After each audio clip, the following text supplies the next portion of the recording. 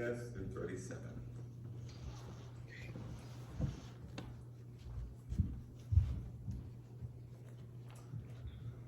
They left that place and passed through Galilee.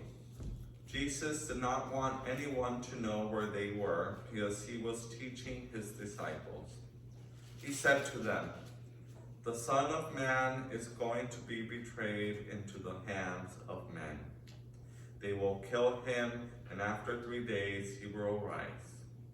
But they did not understand what he meant and were afraid to ask him about it. They came to Capernaum. When he was in the house, he asked them, "What were you arguing about on the road?" But they kept quiet because on the way they had argued about who was the greatest. Sitting down, Jesus called the 12 and said, "If anyone wants to be first, he must be the very last and the servant of all." He took a little child and had him stand among them. Taking him in his arms, he said to them, "Whoever welcomes one of these little children in my name welcomes me, and whoever welcomes me does not welcome me, but the one who sent me." Amen.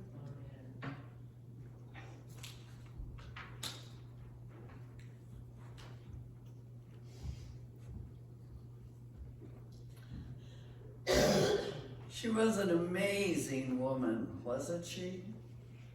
Larger than life. Even though she was physically very small, frail, old, weak, she didn't own a thing, no house, no car, no furniture, no fine clothes.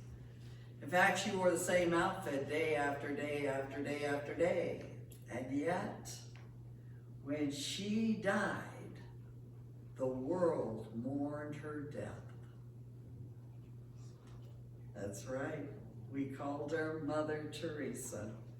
And she was our most contemporary example of what it means to be first by being the least, the last, and the servant of all. God's strength was made known through her, precisely because she was so much like a child. So open, so trusting, so vulnerable. And by the world's response when she died, one would think that all wannabe greats would just rush out and start emulating her example. But there are no droves of greatness seekers wanting to emulate her example, just like there have never been droves of people truly seeking to emulate Jesus's example. You know, psychologists say that each person is motivated by one of 5 motivating factors. We're either motivated by money, power, position, prestige, or service. And a person can be motivated by more than one or a combination of these 5 motivating factors, but there is always one dominant motivating factor. According to Jesus, however, there is only one of these 5 motivating factors that is essential for greatness in God's kingdom, and that is service, and specifically the serving of God and others. Now, this teaching of Jesus would have shocked his disciples because in Jesus's time, a servant and children were considered to be the most powerless, the most vulnerable, the most helpless, and non-influential people in the whole society. I mean, a servant was totally dependent upon the master and subject to that master's every whim. Likewise, children were totally dependent upon their parents and subject to their every whim. And the sole authority and power of the owner and the parents granted or did not grant, literally, the safety, the well-being of the very life of both a servant and a child. And therefore, they were the most vulnerable. And they also had to be the most trusting and the most open to receiving all that they could possibly receive. This truth, however, is exactly what Jesus wanted his disciples to understand.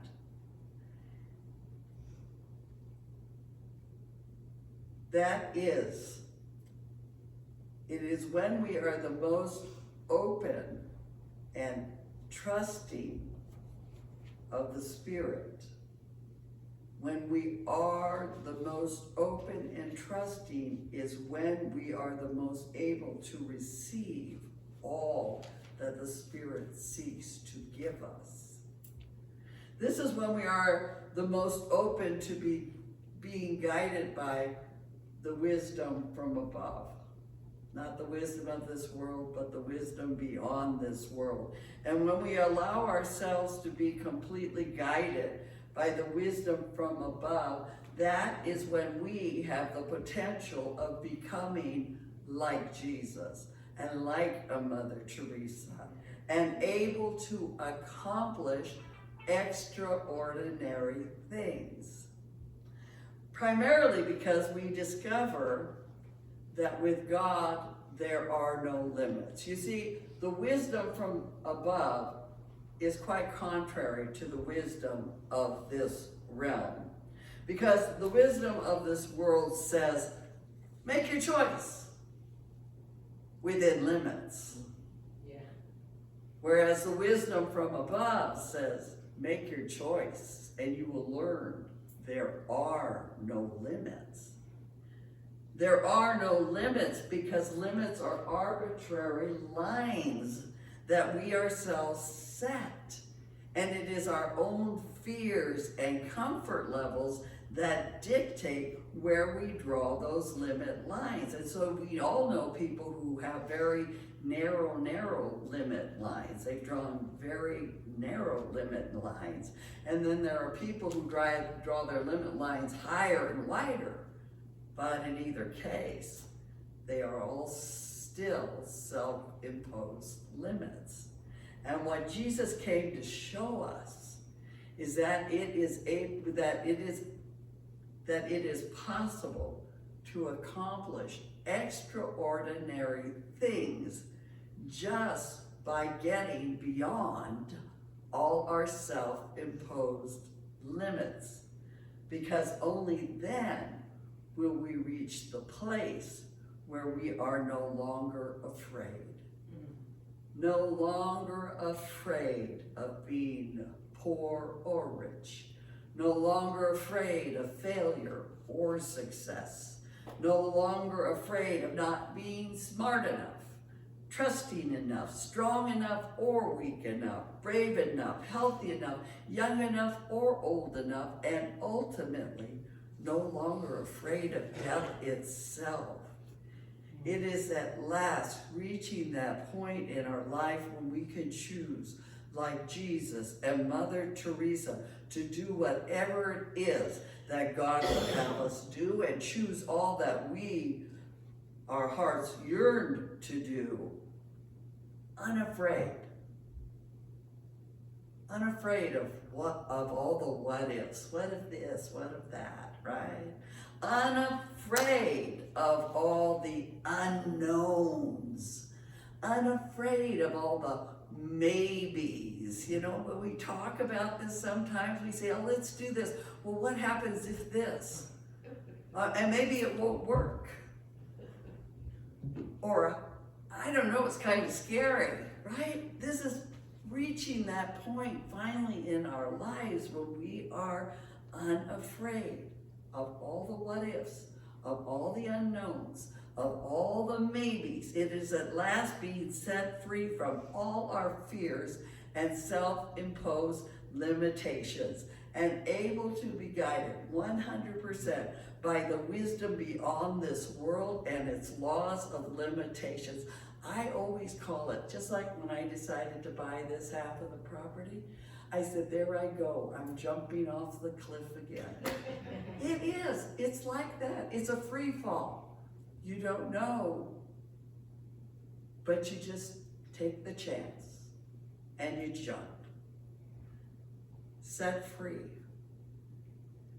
Set free at last, even to dare to be the least, the last, and the servant of all.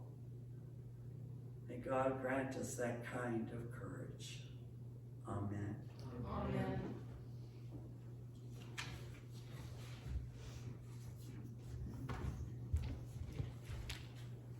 So I've chosen for us